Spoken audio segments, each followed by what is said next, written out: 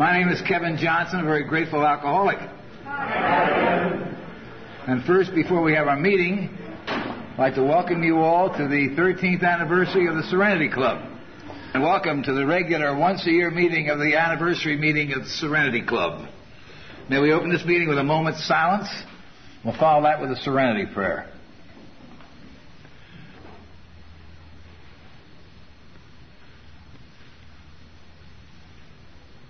Thank you.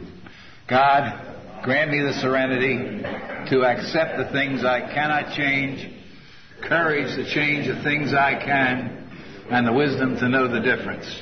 My name is Kevin Johnson, a very grateful alcoholic. Hi, gang. Through a power greater than myself, whom I choose to call God, the program and fellowship of Alcoholics Anonymous, I stand here sober tonight. Sober, a real miracle. And Alcoholics Anonymous is a fellowship of men and women who share their experience, strength, and hope with each other. They may solve their common problem and help others to recover from alcoholism. The only requirement for membership is a desire to stop drinking. There are no dues or fees for AA membership. We are self-supporting through our own contributions. AA is not allied with any sect, denomination, politics, organization, or institution. It does not wish to engage in any controversy, neither endorses nor opposes any causes. Our primary purpose is to stay sober and help other alcoholics to achieve sobriety. Before we go any further, is there anyone here that this is their first meeting of Alcoholics Anonymous? Any out-of-towners? Anybody with an anniversary near or around this date? I know one. Please stand up. Bud. How many years? Great.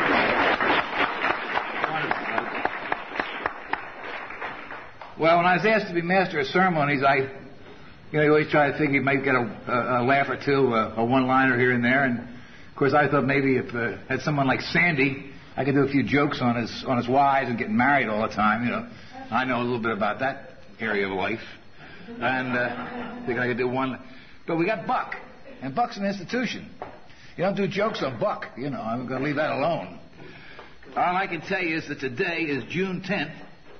And the 53rd anniversary of Alcoholics Anonymous. I think we should be very grateful for two men that got together 53 years ago today. That was Bill Wilson and Dr. Bob. And they had their first AA meeting. As simple as that. The first of them.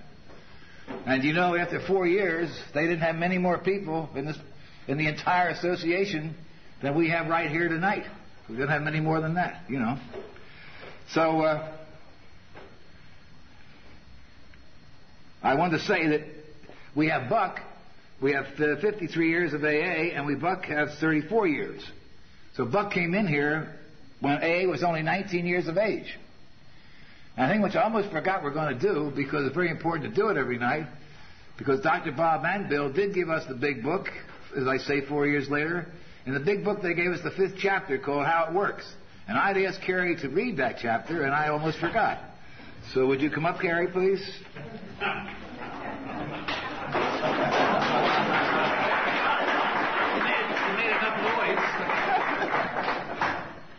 Hello, everybody. I'm Carrie, and I'm an alcoholic. Grateful to be sober, healthy, and well tonight. This is How It Works, taken from the 5th chapter of the Big Book.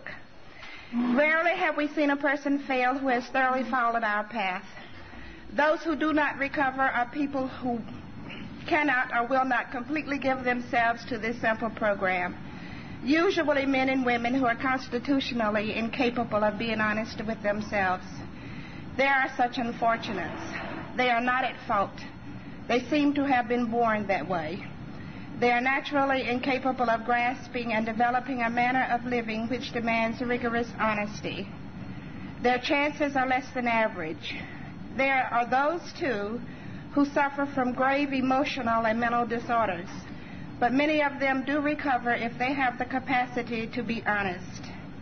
Our stories disclose in a general way what we used to be like, what happened, and what we are like now. If you have decided you want what we have and are willing to go to any length to get it, then you're ready to take certain steps. And some of these we balked. We thought we could find an easier, softer way, but we could not.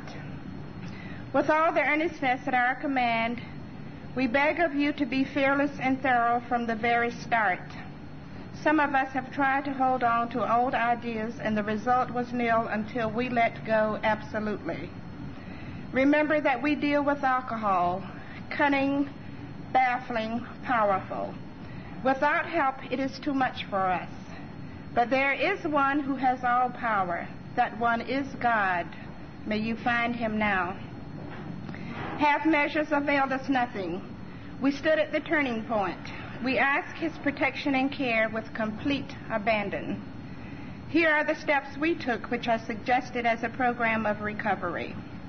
Number 1, we admitted we were powerless over alcohol, that our lives had become unmanageable. 2, came to believe that a power greater than ourselves could restore us to sanity. 3, made a decision to turn our will and our lives over to the care of God as we understood him.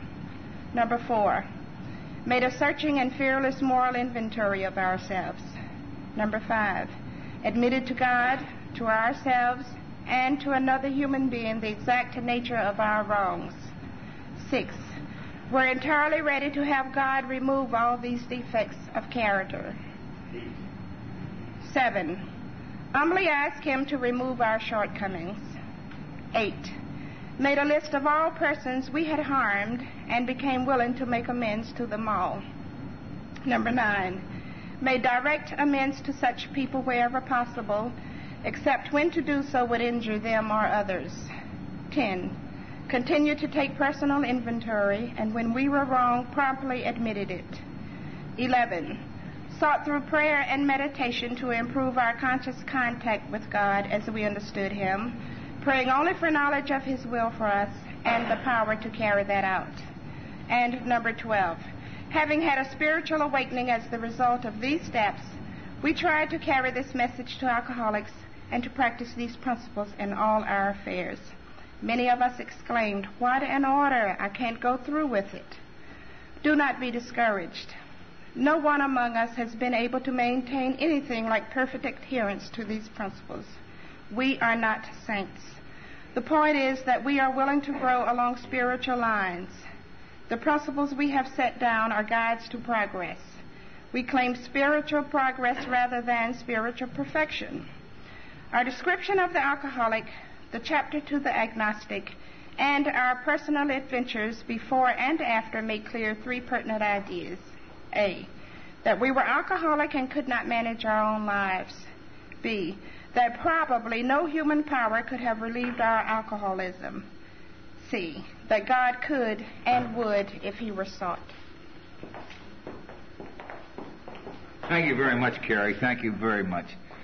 So once more, today is the 53rd anniversary of Alcoholics Anonymous, and Buck, having been with us for 34 years, the program was 19 years old when Buck came in. And I said, an institution, I mean that. When I first came down this area, I remember going to Foxhall on Monday nights. It was a regular routine. My sponsor took me there the very first meeting I went to in Washington, D.C. And I was sitting there, and Buck was talking, and, he described AA in a manner. I was 9 months sober at the time.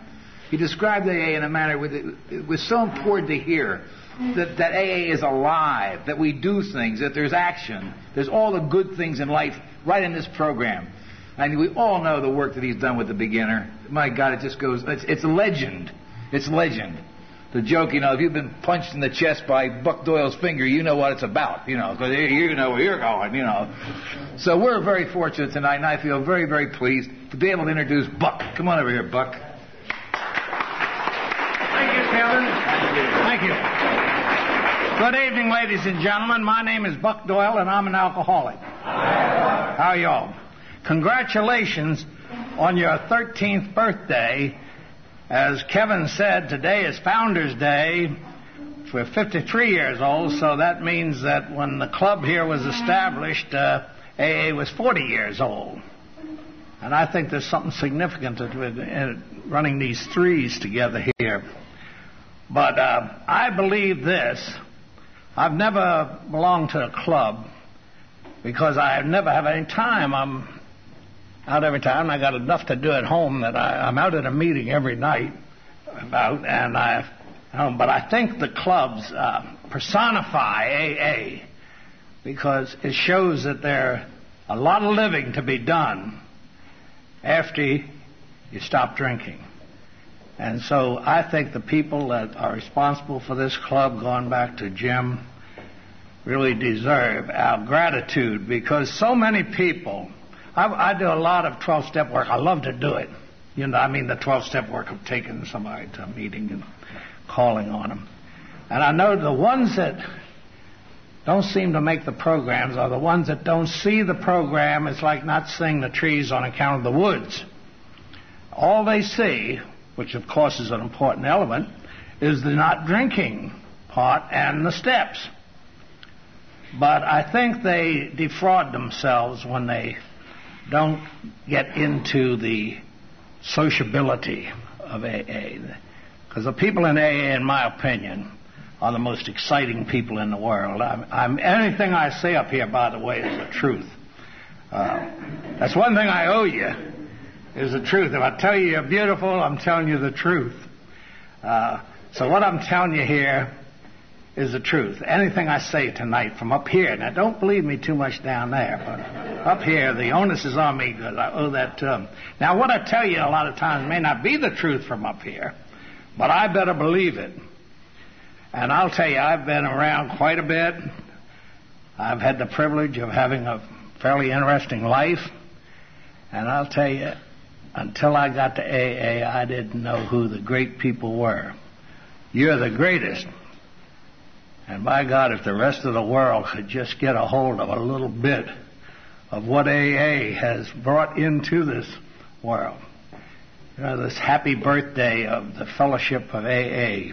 I was out to Cleveland, and I went over to Akron, and I picked up a tape over there. It's on Bill Wilson's. It's a real terrific one. I don't know whether you've seen it, Kevin, or not. He's in TV. It's a tremendous thing. I said when I saw that VCR back there, I wish I'd known it was going to be here because I'd have had that playing while you're here. But it's a well-done, professional story of the meeting of Dr. Bob and Bill in Akron, and they had this actor look just like Bill and shows him arriving on the choo-choo train, and it's really done. There's nothing amateur about it. And I think things like that and like the club are very important for us to learn our heritage, to learn where we're coming from. I think it's such an amazing miracle happened 53 years ago when these two guys, completely different, just like we're all different, got together and made this movement, which is probably outside of Judaism and Christianity the most powerful source for the improvement of mankind's condition. And we're in the beginning of it. We're the fathers and mothers of AA. Because as my friend Ernie the attorney says, those apostles of Christianity, anybody that was born a couple of hundred years after Christ are called the fathers of the church today. So we're in a historic position right now, and it's very important for us to find out about our things. Thank God we got those books now that tell about Bob and Bill and all those. But out there in Founders Day is today out there, and I happened to go to Dr. Bob's house, which I was very impressed with. It's not a fancy house. It's not a poor house. It's not a rich house. It's just ordinary people's home. And if you ever get a chance, get out there. They have a foundation, which I'm going to try to promote some, to keep that. A little story about it. We wanted that house, and Wes down in Florida headed up a committee, and they wanted to buy this home, just like y'all working on that building fund. And for some reason or another, the person that owned it wouldn't sell it to us. I don't know, they probably didn't like us or something. I don't know what the story was behind it, but they wouldn't sell it. And a woman came along, and she brought the home, unbeknownst of its historic value and what it was meaning. And then later on, she came into AA. And she learned that this was a house that knocked on it, and she said, I don't want this house. She said, my God, this will be a mecca for people from all over the world coming here. I want a place to live. So she sold it to this foundation for the same price she got it from. But isn't that a miraculous thing that she ended up in AA? We wouldn't have probably gotten it if it had been somebody else. Well, that's enough of the history for right now. Now I'll tell you about Buck Doyle. I'm an alcoholic, and I'm a very grateful one.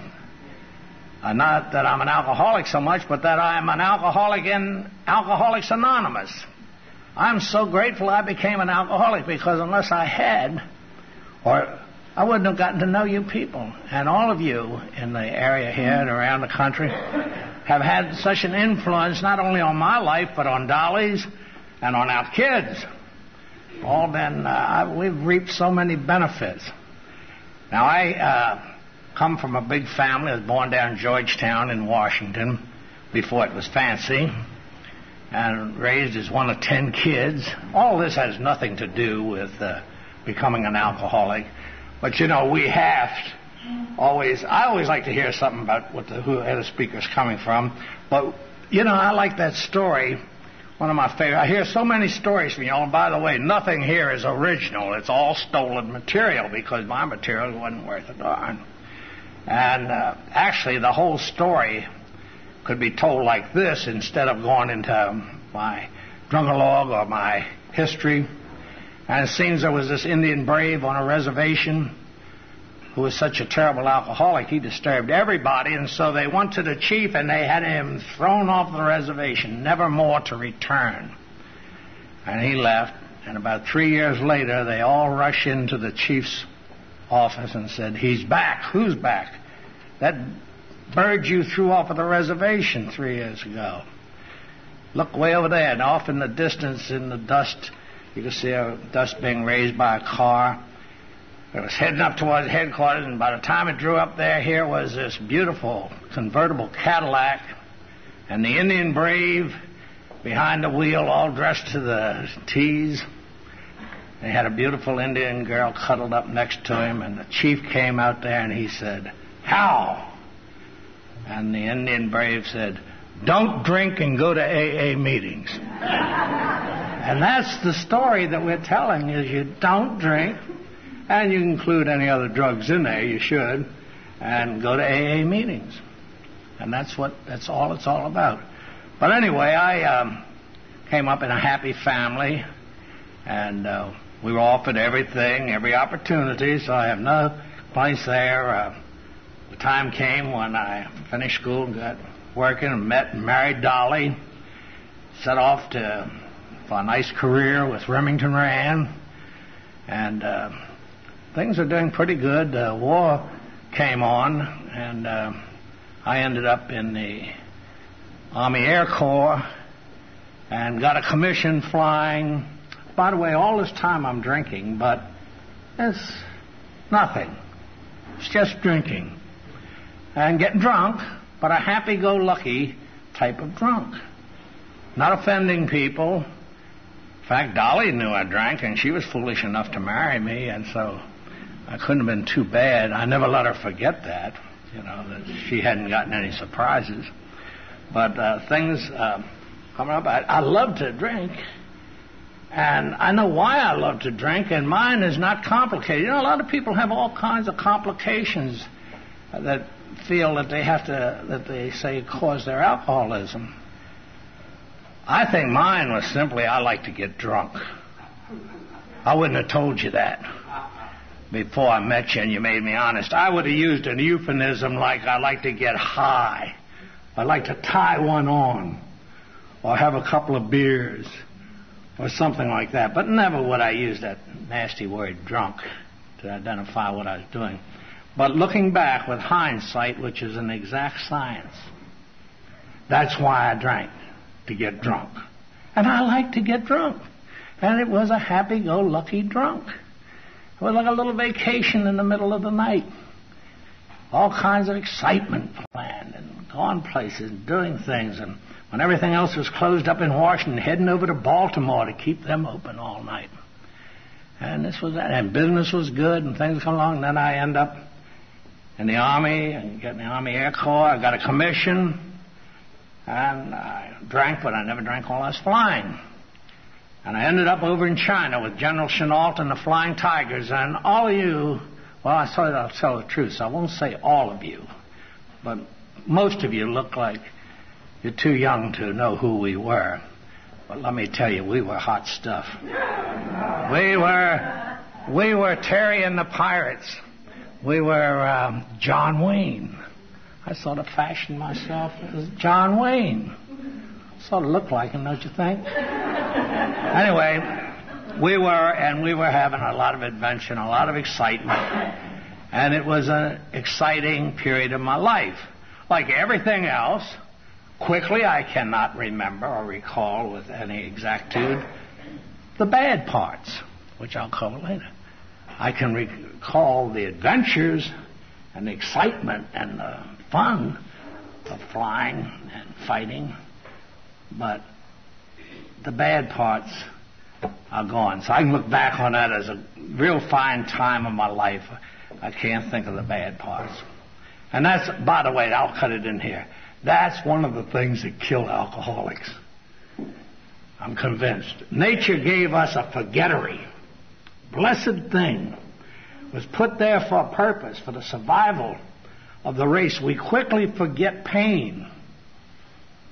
They say that if it wasn't so in the prehistoric times when our first ancestors were roaming, well, the first time a woman would have a child out in the field, she'd swear, she would have said, "Never again. He doesn't come in the cave anymore."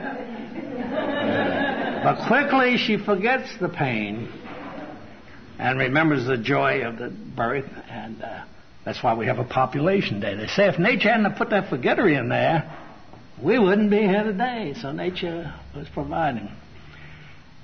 So we have this forgettery. Somebody dies in our family. I've lost both parents. I was very close to them. I've lost two brothers. One of them who was in AA here for many years followed me in, and we were close. And at those periods of time that we all go through as part of life, there's deep sorrow and grieving. And you think you'll never get over it. But you will. Nature will soon heal in most cases. It would be terrible if not, because we do hit so many tragedies. All you got to do is look in the paper every day, see the tragedies, and realize that if you had, it would be a terrible life if we could never get over the sadness. So then we get to a point where all we can remember the happy parts. And of course this comes down now to alcoholism. And it's hard. It's easy for me to remember the barbecues in the backyard, the big galvanized cans steaming crabs and the big kegs of beer and the singing and the laughing and the dancing and the music and excitement. It's easy to remember that. But without the help of you people, sooner it would have faded away. Some of the terror that I hear you share with me, your experience, strength, and hope, and when I hear it, and then you bring back, just like I just had my Flying Tigers. I bring them in town here every May. I had 150 of them and their wives, 300 of them down at the Twin Bridge Marriott. I might tell you something about that later. But when we get together, enough of us talk and we can remember some of the bad things. But, you know, only then, just like in AA. So it's easy to forget. How many times I said, my God, if I get out of this one, I will you know, that's the alcohol prayer. We ought to say that along with the Serenity prayer, just in memory of it. But God, get me out of this one, and I'll never do it again. I don't want to see that slop anymore. And how sincere I was. You know, tell Dolly, don't tell me what happened last night. Let sleeping dogs lie. I had slogans just like they have in AA. Let the dead past bury the dead past. Forget it. I'm not going to ever drink again. I don't want to hear about that crap last night. And I meant it. And any wife or husband here who's heard one of us declare this new abstinence know that we were liars. But we weren't. We were more truthful then than any other time. But very shortly, I'd forget about all that and just remember, say, man, I'll tell you what, I'm not going to give up all the good times now. I might have said I'm not going to get drunk, but I'm going to continue to drink. Because I'll be darned if I'm going through life without all the fun I'm having. I wasn't having all the fun. That's the only thing I could was the fun. The little spots of fun could be well remembered. I mean, this is as it gets closer. But how hard it is to remember the terror of sitting in a cell in Washington and wondering what happened. Why are you there? Did I hurt somebody? Did somebody am I in trouble? You know, ask the policeman that walks by the cell block, hey, what am I in here for? You'll find out soon enough, they tell you. So the terror and the fear and the shame and the remorse, those things are blocked out by the memories of the good times. And I can say this, and I mean it, because although Ernie the attorney tells me that you say when you're up there you don't tell a lie, well, you lie when you say this. But here's what I say. I say that I had, for many years, a lot of fun drinking. And I'd be a liar if I got up and said anything else. Now, Ernie says, now, wait a minute. I know your history, and I know something about you.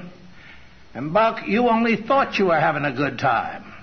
Well, I submit to you, ladies and gentlemen, if you think you're having a good time, you're having a good time, and there's no argument about it. So I might have been thinking, but I did. I had a successful time going. I married a beautiful gal, and things were coming up, and I had a great job, and I was being promoted, and I'd had a successful career over in China. I never drank while I was flying, never drank on the job, but loved to drink when I was off. I used to say, I work hard and I play hard.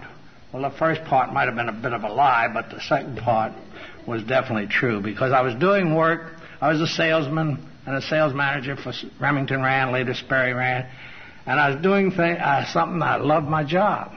It was a lot of fun. And when you love something, like I love AA, it's a lot of fun to me. There's tragedy in all of it, but there's a joy in being in AA. And when you get that and you find it through the association with people just like these people all around you, you do it good. That's why AA is so effective. Because I think the people in AA love the program and love doing things just like the committee. Probably you couldn't hire them to come in if this wasn't AA, but they dedicate their time and all for free, to it. So they do it good because we're enjoying it. And so I had gone through this period, and then when my filter busted, whatever you want to call it, when I crossed over that invisible line, I started breaking down principles that I had. Now, I was a real heavy drinker when I was out playing, but I didn't drink on the job. The reason I didn't, my father had a plant here in Washington, and he never drove a car, and one of us would always pick him up, drive him home. Or we'd go over to the plant, and he'd close it down. Then we'd go in the office and sit there, and he'd pour me a drink, and he'd have a drink, and he'd speak of alcohol as one of God's gifts to mankind, and he enjoyed his drinking. And he said, but you know what? I do not have the right to drink, even though I own this business. I do not have the right to drink until this plant's closed down, because there's too many people relying on me for their livelihood. And since I liked my father very much, loved him, and enjoyed his company, and admired him, and all those nice things, I adopted that as one of the principles in my life. That drinking was a fine thing, but you should never drink on the job. And then, as a practicing social drunk that I was very intolerant of anybody who drank on the job.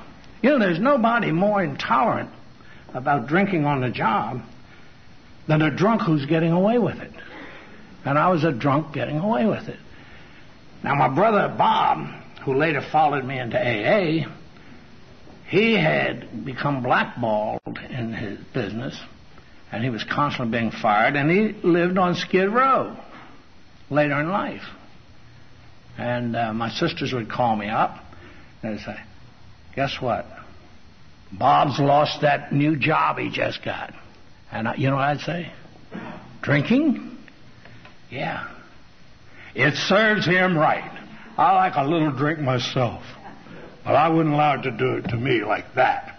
Because I'd never lost a job. I had a good job.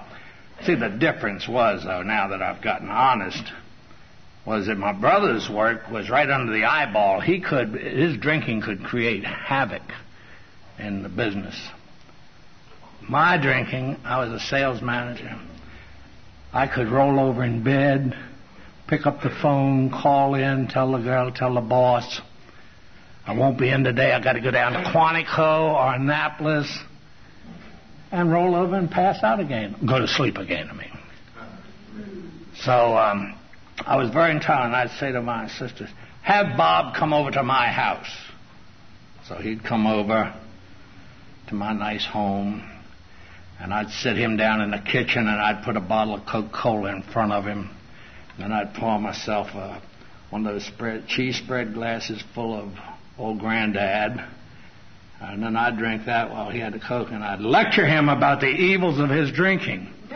When he finally followed me into AA and heard that preamble that Kevin recited, and it came to that part, our common problem, solve our common problem. I can still remember Bob hitting me in the ribs and saying, and you sure were common. Because I was right. But the day came when I was drinking on the job. And this was a major breakdown of which was to be many principles that we all have. What is an important principle to one person may not be to another. But this was one of the important ones. It had been passed on to me by my father, and now I'm drinking on the job. I, the one who agreed that so-and-so got caught drinking, got fired, serves him right. Now I'm doing it. What do you do then? You can't stand yourself if you're breaking your principles down. So we rationalize. Another gift of God, like the forgettery, to be able to rationalize. Sometimes situations in life get so awfully overwhelming that we have to rationalize in order to get time to get it over. So when something like this happened, I rationalized. How to do it? Very easy.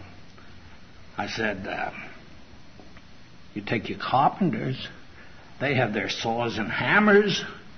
You take your plumbers, have their wrenches. You take lawyers, have their law libraries. Doctors have their scalpels. And a salesman has to have his 3-martini lunch. It's part of the job. It's not like Bob. His wasn't part of it. This is part of my work. This was for the good of Sperry Rand. This was for the good of my family to earn more through my use of this valuable thing that the government itself recognized on your income tax, the 3-martini lunch, which is where they get the 3, I don't know. Most of them go more. This was a tool of the trade. I was doing a noble thing. I convinced myself of that, except for one thing, the truth being, and I was now, as you see, incapable of seeing the truth. The truth being that I didn't drink with my customers. Or rather, let's say they wouldn't drink with me. By now, my customers wouldn't even go to lunch with me because they were afraid I'd embarrass them in some way. I know this is true because after I stopped drinking, I said to a few of them, I found out I was an alcoholic. Did you know that? Did I know it? I could have told you that 5 years ago, Doyle, Sweet people. So I was now going through these rationalizations, justifications, being locked up for drunkenness. That's a miserable thing. But it has nothing to do with drinking. No. I was locked up on account of geography. See, if I'd been up in New York, in the headquarters where I probably belong running the company, up there's no rule against public drunkenness. You can be staggering all around. I've seen, Kevin, that was your place. I've seen a guy go up to a policeman and cuss him out and everything. I never did that to them. I just looked at them and they locked me up. And I said, come on, buddy, come on, and lead him off, get him out of traffic, and put him in a doorway. They don't lock you up. There's no law against public drunkenness in New York City. So that's the only reason why I got locked up. Was these damn laws they had in Washington. Why? Because it's the capital and all these tourists coming up, and we don't want them to see. So here, a native son of the city was being unjustly incarcerated because of the geography of the situation. That's the only reason. That's why I got a police record. So see, again, I could rationalize, and rationalization, you have a little bit of truth filtering through there, and it helps. So anyway, things continued rolling around like this. I'll just tell you a couple of adventures, and then I'll get off my drive. Give you a picture. Living over now in Arlington, after the war, now in full blossom. Troubles in home. We're having a lot of dissension on account of my drinking, conning my way with Dolly. I had a system. I'd call up, going to be late. I got some customers. She didn't believe any of this, but what can she do? Got some customers, and they'll be right home. Call later. Don't hold dinner. Call later. Forget dinner. Call later. Here was the clever one. I'm too drunk to drive, Dolly. Now, what is she going to do? Can you come to get me? Yeah. Now, from Arlington, she'd have to get into David's at 17th and DeSoto there, right across from the Mayflower. I knew she first had to arrange to have somebody look after the kids. Then she had to get the car and drive in to get me, or to get a cab to come in to drive me some way or the other. And all this took time. And by the time, knowing this, by the time she might be full of anger, by the time she got cooled off driving in, and then the people in David's all made a fuss over her. They all liked her, felt sorry for her. I had free drinking time all during that time. Beautiful. And my father used to, by that time, you could say like this old Irish poem, when your love has conquered pride and anger, you will call me back again. So she let me come back every time. And I got away with it for a long time. And but one night, I woke up. I was out on the lawn, this apartment. I passed out in the grass. It was about 3 or 4 o'clock in the morning. And I went in to open my apartment door. And it was locked. And I'd told Dolly, don't you ever dare lock me out of the house. Because if you do, I'm either coming through that door with the car or I'm going to break it down. So I drew back. So go, and like you see the police do in the TV shows, to break down that door, and I'm just about to hit it when I stopped and realized I haven't lived here for a couple of years. What am I doing here? So I paddled on. We had brought her home about 2 years before, about a mile away, and Dolly said at 5 o'clock in the morning she actually had to feel sorry for me. She could hear me struggling up towards the house from the time I started.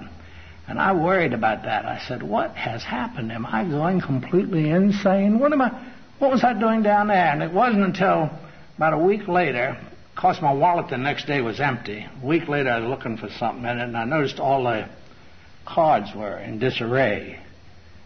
And there was an old license, permit, and it had this old address on it. And then I asked David, I said, he said, I'll put you in a cab. And what probably happened, this guy drove me home. I passed out. He couldn't wake me up. He was a decent guy. He looked in my wallet. He took the money, which he deserved, and saw that address, so he delivered me. And at that old address, and he didn't want to get in trouble with the wife or whoever was there, so he just laid me out on the lawn there, and that's where I woke up. So this is a kind of cuckoo behavior that was going on. When I came here, I used to hate to hear him say, alcoholics are emotionally retarded. We do not grow emotionally. And I'd think, well, that may be true of you, buddy, up there talking, but I am a sales manager. I have guys working for me. And then I had to think as I got along here those bad things. And I'll tell you, when you're in your 30s, doing stuff that isn't even cute when you're in your teens. But I'd come by a construction company, street, and I'd take the lanterns off of it and maybe take them and string them up on the boss's porch late at night. Executive. Next day the boss saying, them damn kids could have set fire to my house. They put their lanterns all around it. And I'd say, what are we going to do with them? What are we going to do? These kids are going crazy nowadays. But it was me, doing these nice little things. So I had many experiences of getting up here talking or listening to you talk, come back. And a lot of them I can laugh at now, but that's a little different situation. Ernie and I went up just before Atlantic City became the gambling mecca. And it had really gone really seedy. The whole place was a slum. And we were speaking at a club, an AA club that was a storefront club, and these people in there, still they could feel the fire on their backsides because we told a lot of things, if you've ever heard Ernie, he's very humorous, that you'd at least get some movement out of the people or laugh once in a while. But these people were grim. So when we were leaving, Ernie said, what the hell's wrong with them or us? I said, Ernie, it isn't funny when you're just there. It only becomes humorous when you're getting well. And I think that's why in AA you hear so much laughter is because we're getting well. You're not laughing at the speaker. We're laughing at the situations that we ourselves were in that once were terrifying and now because of the distance have become humorous. Because we can laugh. And when you get to the point where you can laugh about the past, you're getting well. And I think laughter is very important, and that goes back again to finding the joy in the program of the people, because I'll tell you, they have given me many opportunities to laugh. In many cases, we get the chance to work on enough to make you cry, but mostly there's joy in the AA story. So these things had developed until finally I was forced into AA against my will, no intention of staying here, absolute disbelief that I needed it. I knew AA was a nice place, nice people, but I wasn't particularly interested in nice people anyway. They bored me. But I knew they were good people, and I knew they were probably very religious people because they all met in church basements or such. And being a very smart man, I could right away, I knew all about AA. I was an expert. And how many times I run across that in 12-step work? I know all about that. Never been here. Knows all about it, I've been here. I've been to well over 12,000 of these meetings, and I still don't know all about AA. So it's really a ridiculous type of a statement to make. But people say, well, I know that. But even when I was drinking, I had an accountant that used to lecture me about my drinking. He and I drank together. He was, at 34, he was the youngest dean of a university at that time. 34 years old, had 5 kids.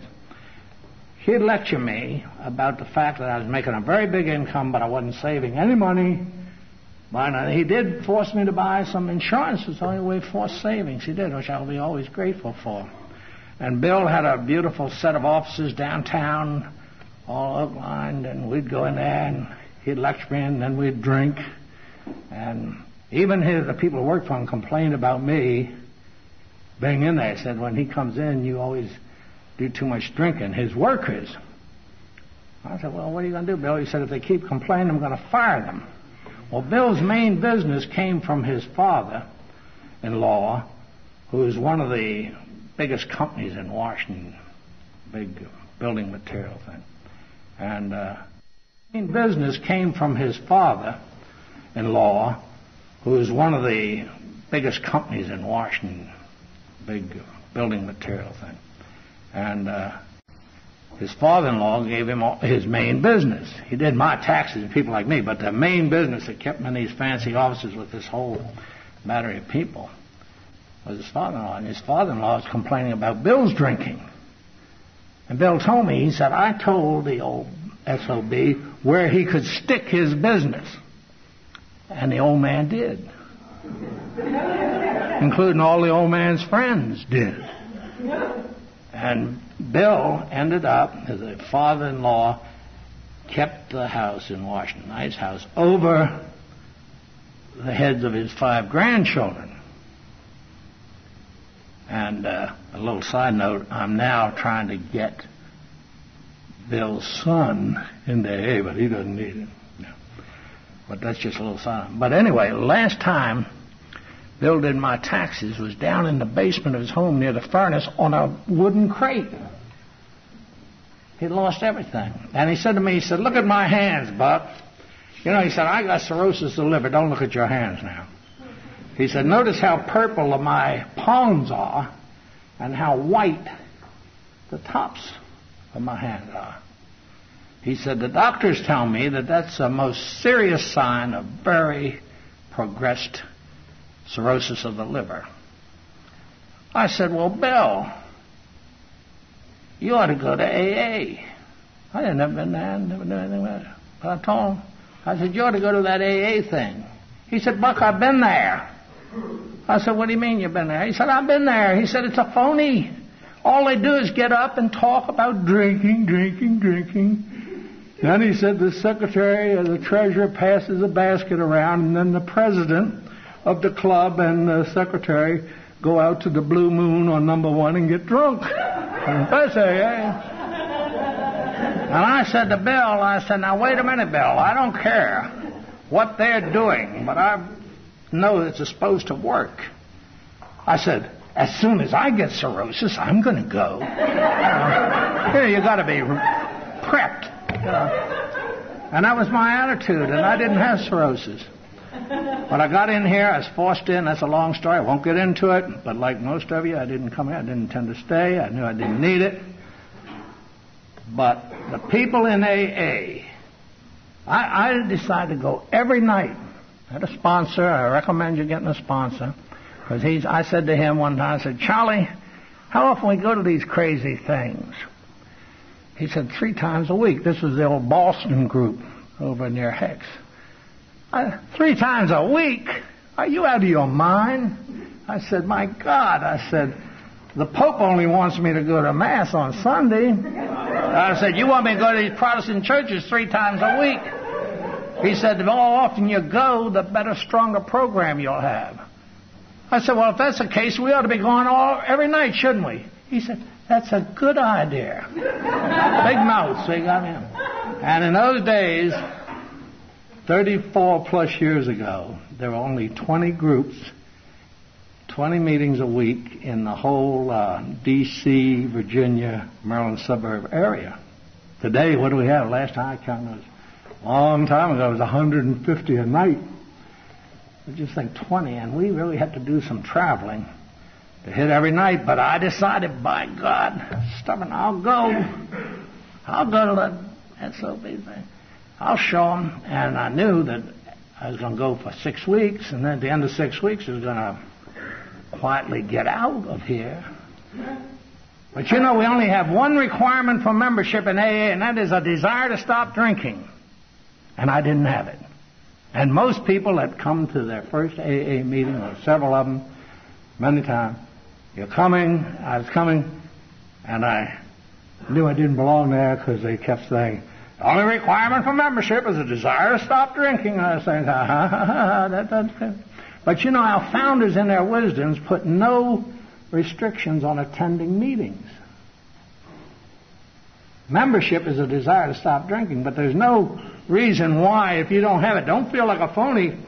You're allowed to come in here. You're welcome. It's a fellowship. You're as equal as anybody else in here.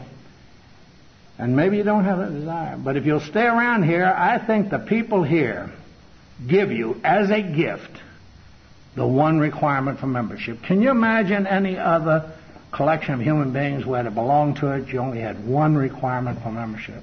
I can't. Try to become a moose. Got a whole bunch of things you got to do. Become an elk. Become a Knights of Columbus. Become a Mason. American Legion. VFW. All have a lot of requirements for membership. But here, this great movement that we are privileged to be part of has one requirement for membership, and we don't have it. But you come here, and the people give it to you. And how did they give it to Buck Doyle? I'll tell you, I know how they gave it to me. Number one, I got to know you because I was going to meetings. Wouldn't have gotten to know you unless I did. I'd stopped drinking and I was going to meetings. So that stop drinking is just as important. You got to stop drinking. Go to meetings, and then you get to know the people. If you're drinking, you won't. After a while, I got to like the people in AA. They were my kind of people. They were the people I would like to have drank with if we could only met earlier. What a time we could have had. Never criticizing each other. Never reporting to each other what we did the night before, because we couldn't remember it either. You know, and it would have been a nice sociable thing. So I couldn't help but like the people. And then, as time went by, I came to admire them for what they were doing for me and for other people. It was obvious, with no actual gain that they were looking for in a sense of financial and that type of thing. So you couldn't help but admire them. I admired old Bill Ames. See that guy with all the money in the world? I saw him one day over by Key Bridge. I thought his car had broken down. You know, Bill was our sort of godfather around here, a great man. He's the one, that's why Roslyn's so built up now. He owned the whole county, I think.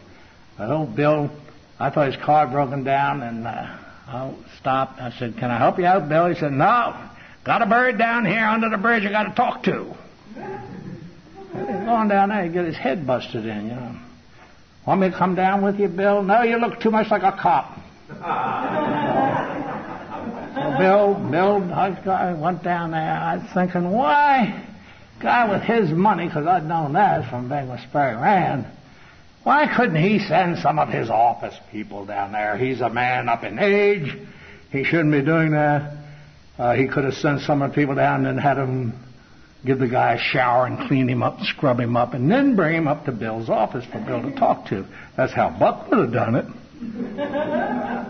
But not Bill, because Bill was a real AA and in love with the alcoholics. And he wanted to do that himself. And he did a lot of that actual footwork in there. So I came to admire him. When you get to know, like, and admire somebody, in spite of yourself, you're going to want to be like them. And how were you? Well, your people said you were alcoholics. Okay. Make me like you. I'll be an alcoholic too. And they don't drink. Well, I don't want to drink. I don't want to drink because if I drink, I won't be like these people that I know, like, and admire. So what had happened? Now, all of a sudden, I'm sitting in an AA meeting without knowing it, I've become a member. You know, when you get the desire, which will give to you, not to drink, you've also got a good definition of alcoholism. You've got proof that you're an alcoholic. When you have the desire not to drink, you know why? Anybody that has the desire not to drink is sick. Isn't that awful to say that? You got something wrong with you. If you have a desire not to drink, you're sick. Normal people don't have a desire not to drink. They either drink or they don't drink. But not us. Tell you another thing that might help you. Somebody asks how long I've been sober, I'd tell them so many years. They say, "Oh, you're so wonderful. Oh, my, how did you do that? You've got terrific willpower, you know, and you can't explain it to them, so you don't try." Finally, a guy would say, "But you know something, Buck? By God, I haven't had a drink myself in 6 months." Normal people forget to drink. If you've been having that problem, you can resign right now. If you can't remember to drink, there's something wrong with you. But normal people do. They don't remember how to drink, when they had a drink. On this party I just had down there at the Marriott for a weekend. People say, hey, what, you trying to kill me? Pour some of that back in the bottle, Buck. I still can't pour a decent drink. I pour them like I would have liked them. Don't say, I don't know how to pour a drink back into the bottle. Get it out, but not in. So to bring this thing down, I'll just tell you a couple of things. Number one, I didn't get the answers until I got here. Went to my doctor. Doctors don't know a darn thing about alcoholism unless they're in this field of practice. They don't know anything. Now, there are many doctors that are in this field, many psychiatrists that are in the field that have an understanding. But the average doctor, he's like everybody else. He has his own opinion on what makes an alcoholic. You couldn't be an alcoholic because you pay your bills. Don't pay your bills, he might change his thing. Alcoholics are skinny, you're fat. In his mind, an alcoholic has to have a lot of slack in the seat of his pants like his backside was shot out in the war. You're fat. You drive up in a nice car. In his mind, alcoholics don't have cars. They walk. So he doesn't. My doctor told me this. He said, Buck, you couldn't be an alcoholic. You come from too good a stock. Get that. He was my uncle. They didn't want one in the family, you know. So here is where you get the answers. And you'll have the answers. You will get them by attending meetings and coming here, not drinking, and just coming constantly to these meetings. And you won't necessarily hear your story, but your computer up here will be picking up bits and pieces that all of a sudden will assemble themselves up in your head and let you know a lot of things that you never had any inkling of before, and reveal to you how fortunate you are that you're in AA. Now, this took a little time. You know, it doesn't happen quickly. But then you start a discipline that is very hard to maintain, but it's the secret of living. And number one, first of all, you find out a lot of things about yourself you didn't know. You find out, for instance, you don't have to have a new car every year because it doesn't matter about pleasing or impressing people. It's nice to have it if you have a car and working, but it's not a bad. To me, that was a very important thing.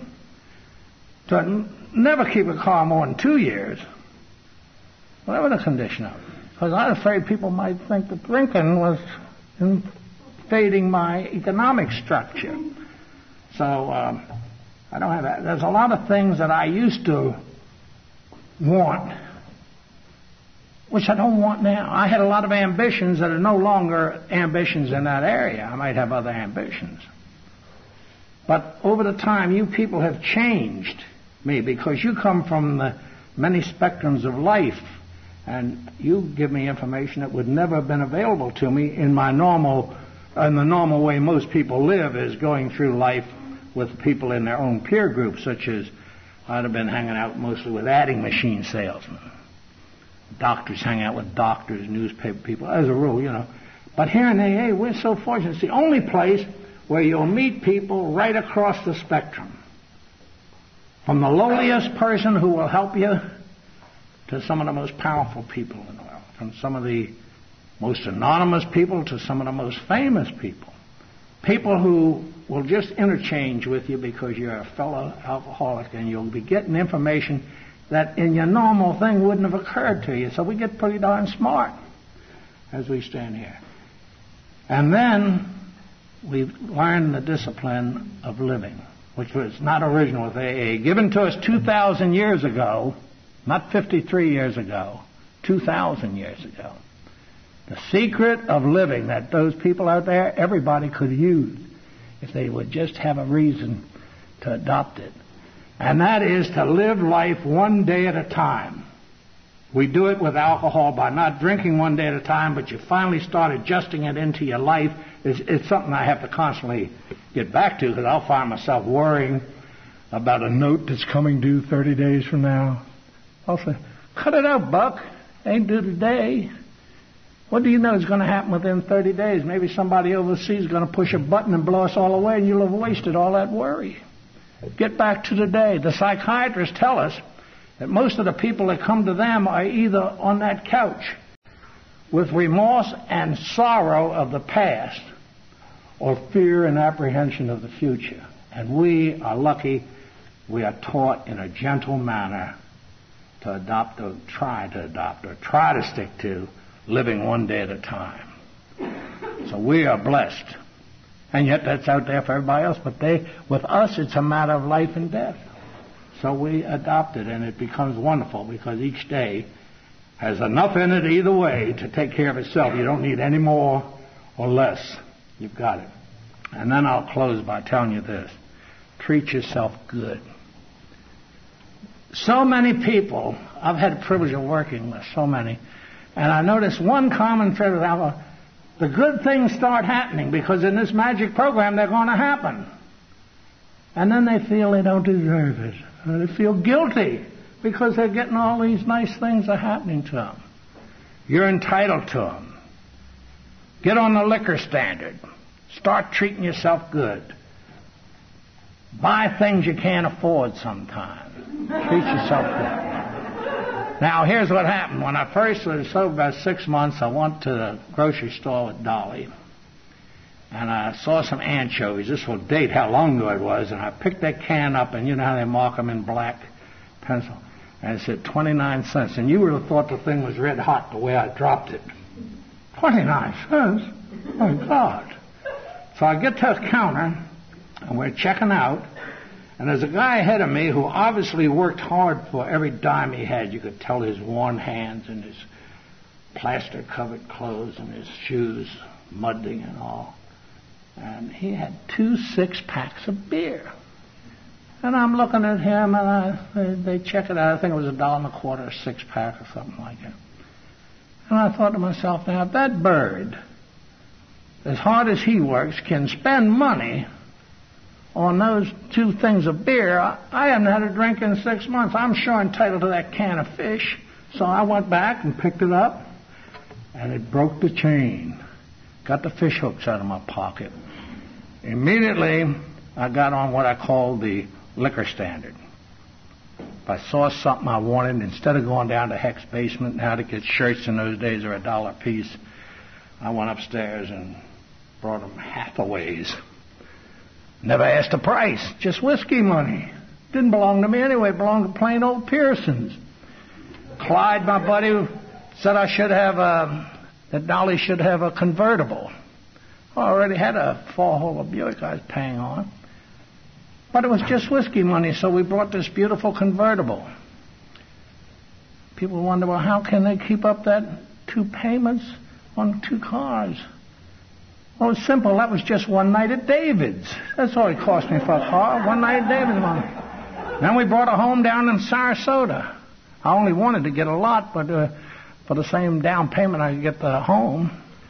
So I get a home. I never saw it. It was just being built. And later on, when it was finished in the summer, I took a whole bunch, because we had to wait for our kids in school, I took a whole bunch of AAs down there with me in Sarasota and had a beautiful home down there. How can you maintain 2 mortgages? Well, hell, that was only Saturday night in David's. I got on that whiskey stand, and then you get in the restaurant and you look up at the menu. Instead of looking down there for the Hungarian succotash, you go up here to that New York strip. In those days, $10. Just liquor money. So I bought it. And I've been living like that.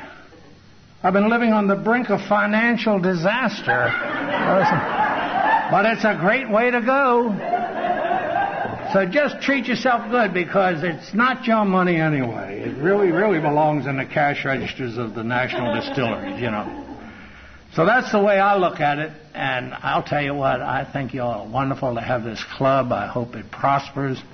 I hope if there's ever anything I can do to help you, let me know, because I sure think you're great.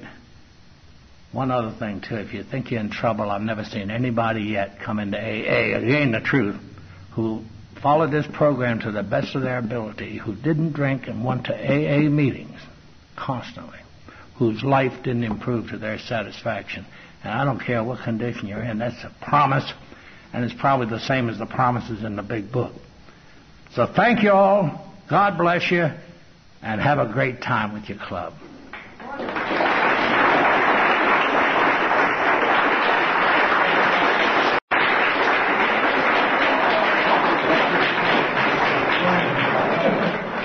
Thank you very much, Buck. So wonderful. So good to hear Buck. That's it. No matter where you go, don't drink, go to meetings and pray. All over the country, all over the world.